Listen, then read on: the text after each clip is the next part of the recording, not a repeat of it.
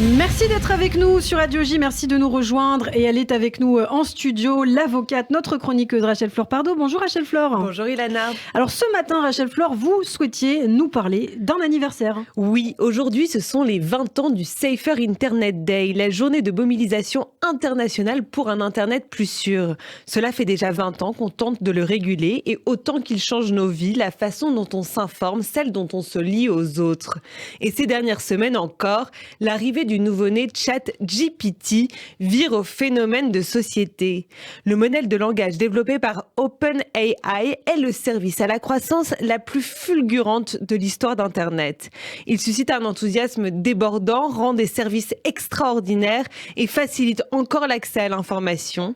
C'est l'heure de la démocratisation de l'intelligence artificielle, mais certains s'en méfient et ils ont sans doute raison. Parmi les risques qu'il présente, manipulation, désinformation, discrimination. Alors ChatGPT, comme on dit, est-ce qu'il serait raciste ou sexiste ? Je lui ai demandé, il m'a dit que non.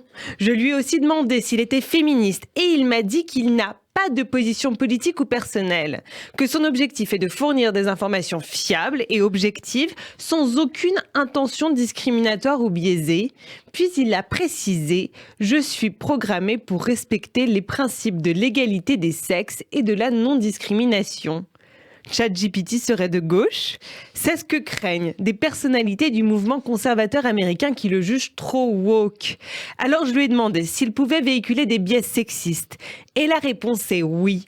Comme tout modèle de langage formé sur des données d'Internet, ChatGPT peut véhiculer des biais en raison des tendances et des préjugés présents dans ces données.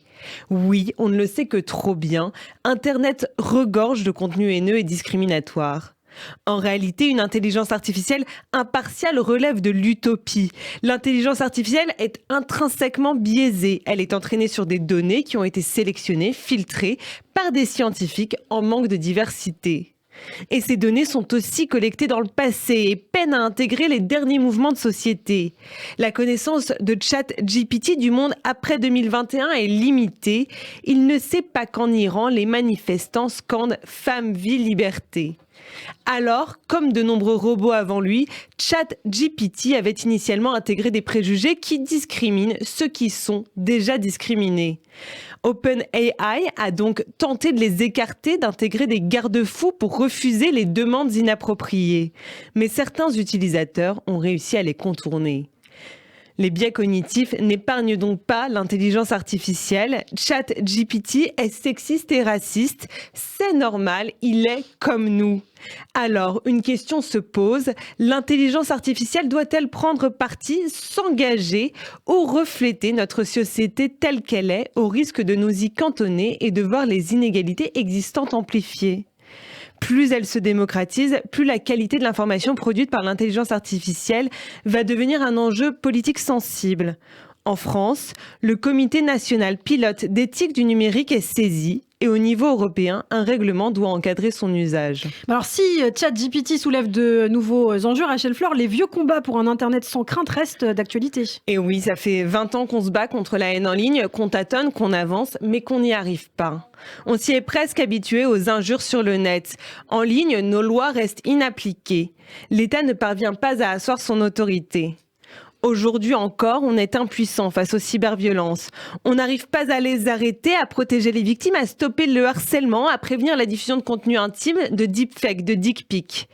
Quand un procès se tient enfin, on se félicite d'avoir identifié 15 auteurs quand les harceleurs se comptent par milliers. Le sentiment d'impunité est encore bien accroché. On est impuissant face aux violences en ligne, alors certains placent la faute sur la victime. Elle n'avait qu'à pas s'exposer, tout couper et se déconnecter. Pourtant, pour un Internet plus sûr, des solutions, il y en a. D'après ChatGPT, justement, il faut une combinaison de mesures juridiques, éducatives, technologiques et de coopération internationale. La coopération internationale, c'est précisément là le sens de cette journée.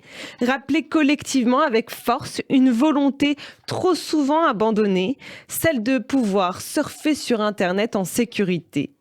Je vous souhaite à toutes et tous une très belle journée. Eh bien, merci beaucoup Rachel Flore-Pardo. Les 20 ans du Safer Internet Day, on aura, j'en suis sûre, l'occasion bien sûr d'en reparler sur Radio J. Merci beaucoup, je vous dis à très bientôt sur Radio J. À très bientôt Ilana.